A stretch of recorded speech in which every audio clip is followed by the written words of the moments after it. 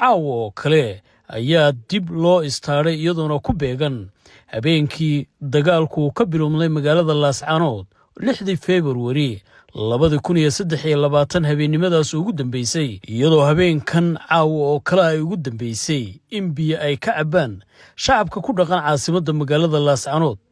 Talaabadan biyaha dib loogu soo celinaya toddobaadkani ayaa waxay tahay guul weyn oo u soo hoyatay shacabka magaalada Laascaanood ee xarunta maamulka ee si Khaatumo, iyagoona sheegay inay rajadani tahay mid ay si weyn u sugayeen. Maalgeliyaasha ugu ballaaran ee warshada biyaha ee magaalada Laascaanood ayaa waxaa ganacsatada iyo isku tashiga bulshadu ay samaysay iyagoo garab ka helaya dawladda SC Khaatumo. Dib u soo celintan in caawa dib loo istaaro sidoo kalena taangiyada muddo 2 sannadood ku dhow ay caawa ay noqdaan kuwa ay biyuhu ay ku jiraan,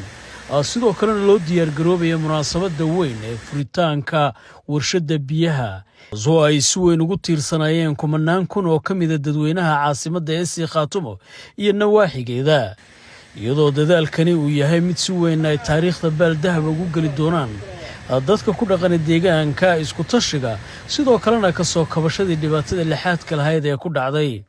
habeen taariikhi ayay ku suntan tahay helitaanka biyaha, taasoo baahi lixaad la u qabaan bulshada qaybaheeda kala duwan, kuwaas oo guryaha iyo goobaha kala duwan ee ganacsiga ay ku heli doonaan. sidoo kale waxaa si weyn loo hawlgeliyey qaybaha kala duwan ee booyaduhu ay ka dhaamiyaan, taasoo ay ka faa'iideysanayaan bulshada qaybaheeda kala duwan, gaar ahaan dadka xoolo dhaqatada xilliga jilaalka sida weyn uga faa'iideysan jiray. habayntan iyo cusboonaysiinta iyo keenista warshadaha waaweyn ee casriga ayaa waxay qayb ka tahay soo kabashada bulshada magaalada Laascaanood iyo dhibaatadii ciidamada Somaliland ay u geysteen. ganacsatada iyo dawladda SC Khaatumo iskaashanaya ayaa dadaalkani qayb weyn ka ah sidii warshada biyaha magaalada Laascaanood dib loogu soo celin lahaa.